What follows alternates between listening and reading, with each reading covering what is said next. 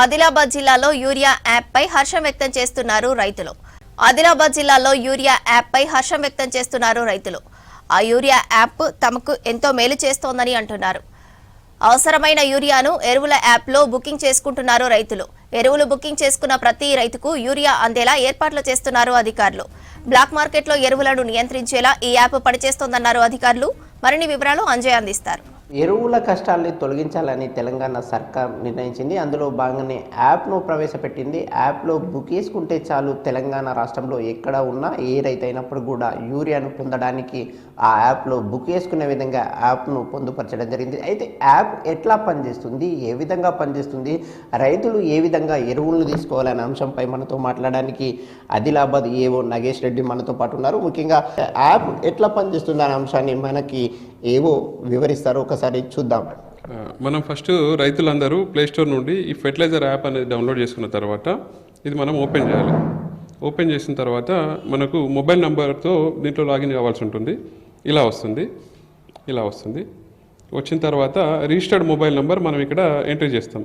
Mobile number entry చేసిన తర్వాత మనకు ఓటీపీ వస్తుంది.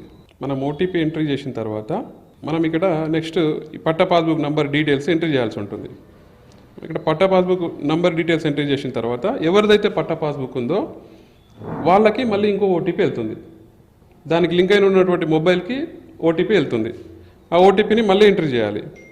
ఎంట్రీ చేసిన తర్వాత మనకు అక్కడ ఆయన ల్యాండ్ పర్టికులర్స్ వస్తాయి. అంటే ఆయనకి ఎన్ని ఎకరాలు ఉంది ఏందనేది వస్తుంది. ఆ డీటెయిల్స్ వస్తాయి. ఈ డీటెయిల్స్ వచ్చిన తర్వాత మనం ఇక్కడ fill cultivation details and submit అని ఉంది. ఇది పోయి ఇక్కడ క్లిక్ చేయాలి. ఇక్కడ క్లిక్ చేసిన తర్వాత ఏమవుతుందంటే నువ్వు ఏ పంటలు అయితే సాగు చేస్తున్నావో ఆ సాగు వివరాలు ఎంట్రీ చేయాల్సి వస్తుంది. ఫర్ ఎగ్జాంపుల్ ఇక్కడ 4 acres 31 క్వింటాస్ ఉంది కాబట్టి ఈ 4 acres 31 క్వింటాస్ ఎక్స్టెంట్ సెలెక్ట్ చేసుకొని నేను ఇక్కడ అదర్స్లో జోవర్ క్రాప్ కాబట్టి అదర్స్ కొట్టాను. నేను ఇది సెలెక్ట్ చేసుకొని సబ్మిట్ చేస్తాను. వన్స్ ఒకసారి ఇది సబ్మిట్ చేసిన తర్వాత దీని ఉద్దేశం ఏంటంటే ఈ ఫలానా రైతు ఈ ఇన్ని ఎకరాలు ఇన్ని క్వింటాల్లో ఈ పంట పండిస్తున్నాడు అనేది ఇక్కడ కన్ఫర్మేషన్ అయింది. యాజ్ పర్ ఎలిజిబిలిటీ జొన్నకి 10 బ్యాగులు ఇక్కడ ఎలిజిబిలిటీ చూపిస్తుంది. ఇక్కడ దీని తర్వాత మనం ఫెర్టిలైజర్ బుకింగ్ సెక్షన్కి వెళ్తాం. ఇక్కడ పైన బుకింగ్ సెక్షన్కి వెళ్ళిన తర్వాత జిల్లా సెలెక్ట్ చేసుకొని మండల్ సెలెక్ట్ చేసుకొని అక్కడ ఉన్న అవైలబుల్ డీలర్స్ దగ్గర ఎంతెంత స్టాక్ ఉందో దాంట్లో చూపిస్తుంది. శ్రీలక్ష్మి వెంకటేశ్వర్లో 448 బ్యాగ్స్ ఉన్నాయి. రాజరాజేశ్వర్లో ఇన్ని బ్యాగ్స్ ఉన్నాయి. ఇట్లా మనకు అవైలబుల్ బ్యాగ్స్ ఎక్కడెక్కడ ఉన్నాయి ఎక్కడెక్కడ లేదనేది చూపిస్తుంది. సో మనం అట్లా ఎవరైతే డీలర్ దగ్గరికి వెళ్దాం అనుకుంటున్నామో అవైలబుల్ డీలర్ దగ్గర అతన్ని నేను సెలెక్ట్ చేసుకున్నాను. సెలెక్ట్ చేసుకున్న తర్వాత యాజ్ పర్ ఎలిజిబిలిటీ అది ఈ ఫేజ్లో అంటే 10 బ్యాగ్స్ ఒకేసారి ఇవ్వకుండా ఈసారి 3 ఇస్తారు. 3 నెక్స్ట్ 4 3 బ్యాగ్స్ ఇక్కడ సెలెక్ట్ చేసుకున్నాను. 3 బ్యాగ్స్ సెలెక్ట్ చేసుకున్న తర్వాత నేను సబ్మిట్ చేస్తాను. సబ్మిట్ చేయగానే ఒక ఐడి జనరేట్ అవుతుంది.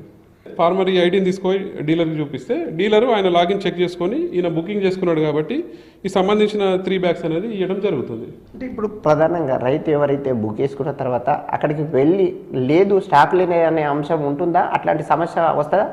100% రాదు. ఆయన బుక్ చేసుకున్నాడంటే ఆ బ్యాగ్స్ ఇంకా ఆయన కోసమే, రేపు 12 వరకు అది ఆయన కోసమే.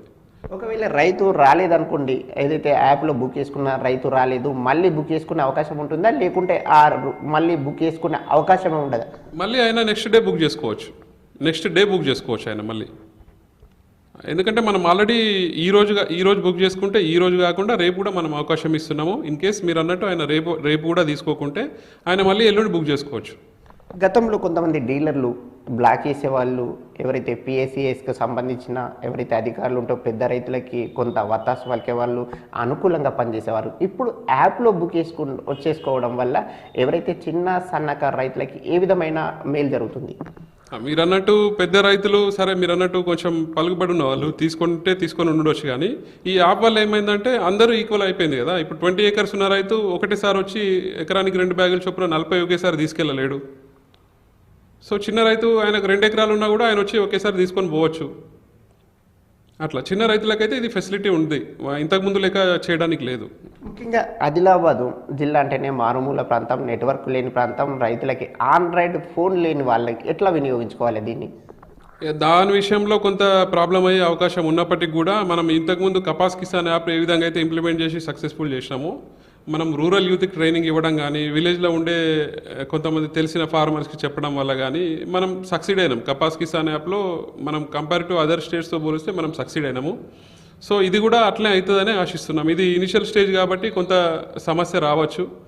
సో రానున్న రోజులలో ఇంకా యాప్ కొంచెం ఇంకా సింప్లిఫైడ్ అయ్యి వేరే ఆప్షన్స్ ద్వారా బుకింగ్ ఇస్తే ఆ సమస్య కూడా తీరుతుందని అనుకుంటున్నాం. ఇది వ్యవసాయ అధికారి ఏఓ నాగేష్ రెడ్డి చెప్తున్నమాట. ముఖ్యంగా ఎరువు రైతుకు హక్కు అనే విధంగా ఈ యాప్ ఉంది. కొంత చిన్న చిన్న సమస్యలు ఉన్నప్పటికీ కూడా ఇవి ప్రాథమిక దశలోనే ఉన్నాయి కాబట్టి వీటిని ఆ చిన్న సమస్యలు కూడా పరిష్కరించడానికి వ్యవసాయ అధికారులు తాము ఎప్పుడు కూడా రైతులకి అందుబాటులో ఉంటాం. రైతులకి ఎరువు హక్కు, ఆ హక్కును నెరవేర్చేందుకే ఈ యాప్ దోహదపడుతుందని అధికారులు చెప్తున్నారు.